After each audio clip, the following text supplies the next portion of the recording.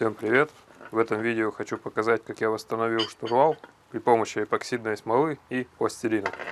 Чтобы не испытывать больших проблем с отделением пластилина, решил использовать простейший метод. Это обыкновенный тонкий мусорный пакет. Можно, конечно, использовать масло и прочие отделители, но я попробовал, мне не понравилось. Супер качества я здесь не жду. Поэтому пускай будет так. Единственное, что этот пакет немного погрет феном, поэтому он повторяет форму необходимой детали. Предварительно разогревая пластилин, уложил его в герметичный пакет.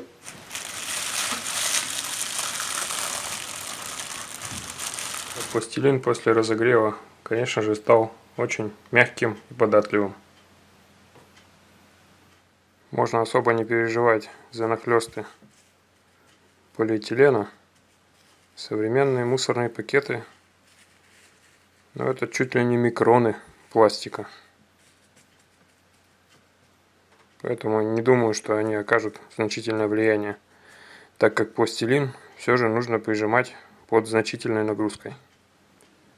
Ну, в общем, какие-то вот такие инженерные сооружения у меня получились.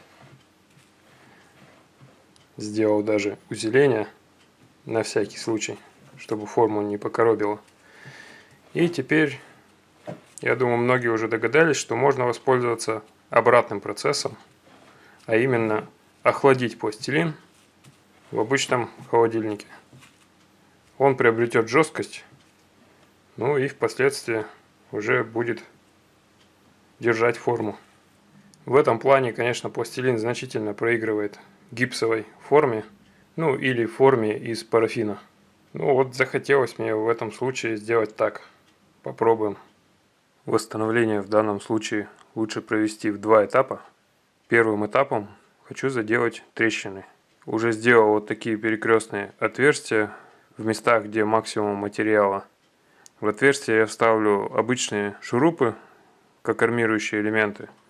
И попробую сделать из пластилина что-то типа литника, чтобы эпоксидка плавно затекала вот в эти каналы. Ну, каналы, соответственно, заклею.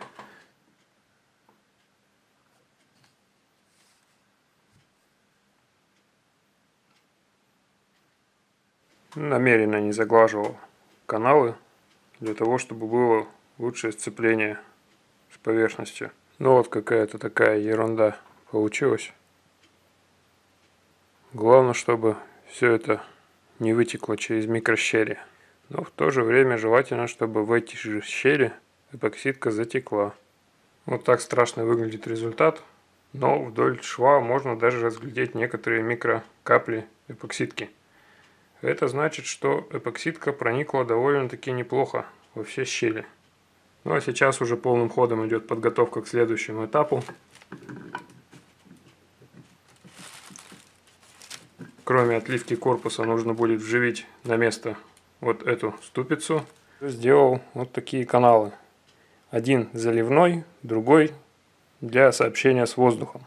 На предыдущем этапе воздушные каналы делать попросту негде, чтобы еще сильнее не портить корпус. Поэтому попробовал пролить так, и на мое удивление получилось довольно-таки неплохо. Вы видите, что половина канала вполне успешно пролилась. Остальное, в принципе, можно будет доклеить позже. В верхней части все выглядит еще страшнее, но это потому, что я уже как попало ободрал пластилин, не протекшую внутрь эпоксидку, и даже подрезал шурупы. Ну да, видимо, не наигрался я пластилином в детстве, поэтому вот доигрываюсь по вечерам. Ну, честно говоря, не знаю, что из этого выйдет. Не вижу особого смысла пытаться вот эти все неровности равнять. Ну, потому что не уверен в результате. Посмотрим.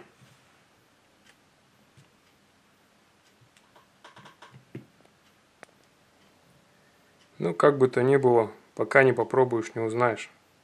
Каким-то чудом умудрился рассчитать количество эпоксидки с первого раза. Прямо вот столько, сколько нужно. И сейчас постараюсь все это унести в более прохладное место, чтобы пластилин все-таки был чуть тверже. С момента заливки прошло 2 суток. постепенно удаляю пластилин. Ну а если вдруг кто-то ожидал, что после заливки можно будет легким движением руки отделить пластилин, и там образуется ровная блестящая поверхность, то могу вас разочаровать. Я этого и не ждал. Ну, в моем случае я не выделяю отдельно время на работу с этой вот ерундой, которую можно было заказать какую-нибудь напечатанную на 3D принтере. На текущий момент, по-моему, в районе 3000 продают. Я занимаюсь этим по вечерам. Ну, часик в день времени уделяю. И нормально.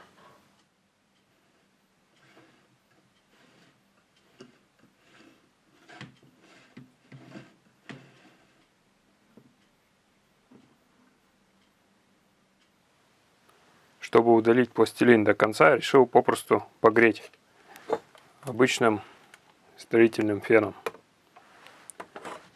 В принципе, все получается, ну, кроме вот этих всех заусенцев, которых, в принципе, можно было избежать, сделая все намного более аккуратно.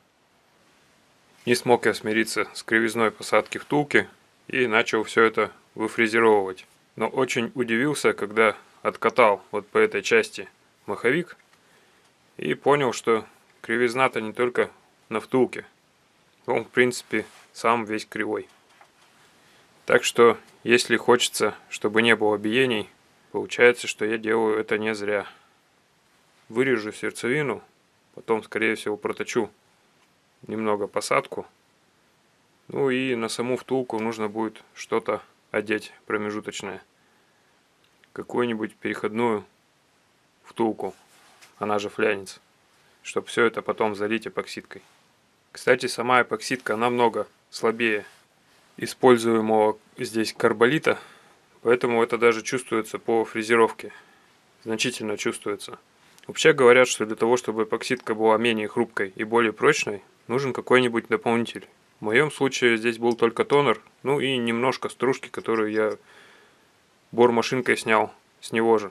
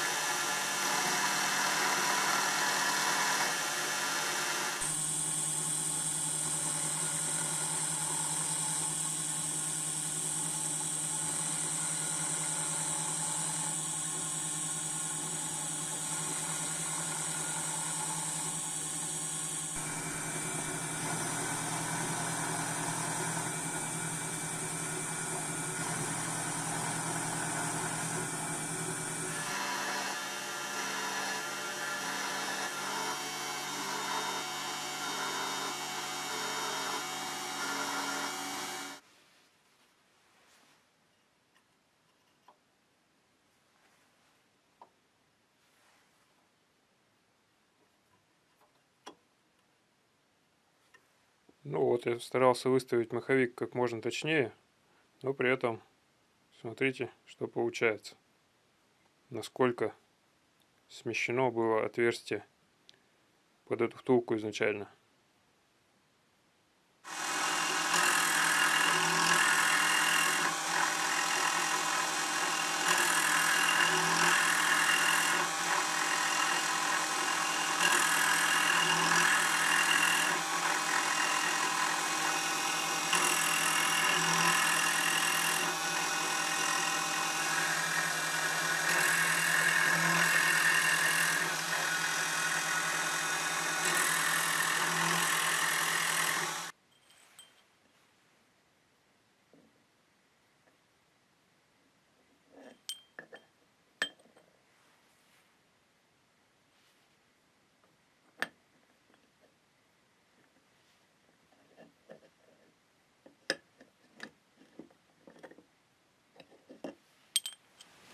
В одном месте немного ушло, в другом месте ушло при сварке. Все это повело.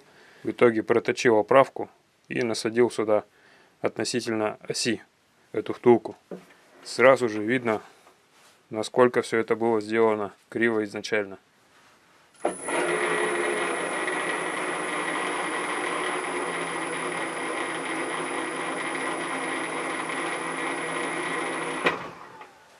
Поэтому проточил относительно вала, так будет правильнее.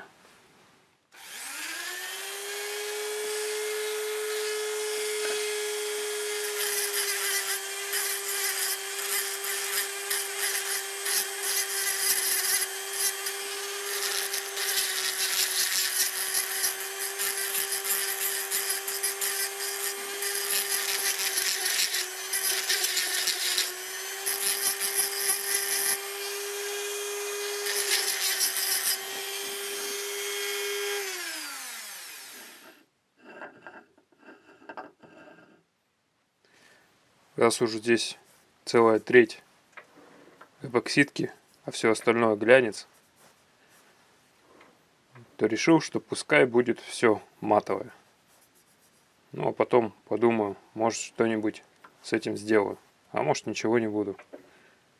Лицевая эта сторона с той стороны находится. Эта часть практически незаметна. Ну, я честно скажу, что просто не хочу тратить много времени на это все.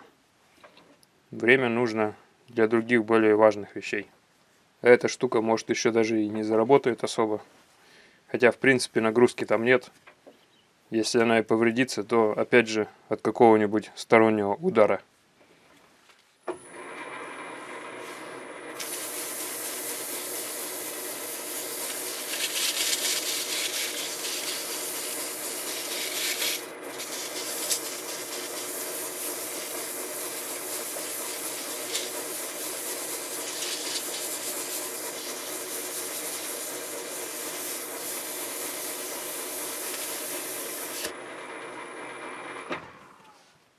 Прошелся финишной тысячной наждачкой.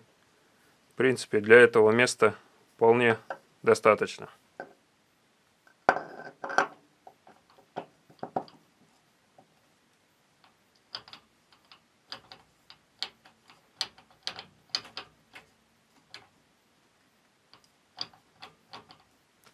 Штурвал можно считать восстановленным. Всем, кто смотрел, спасибо за просмотр. До свидания.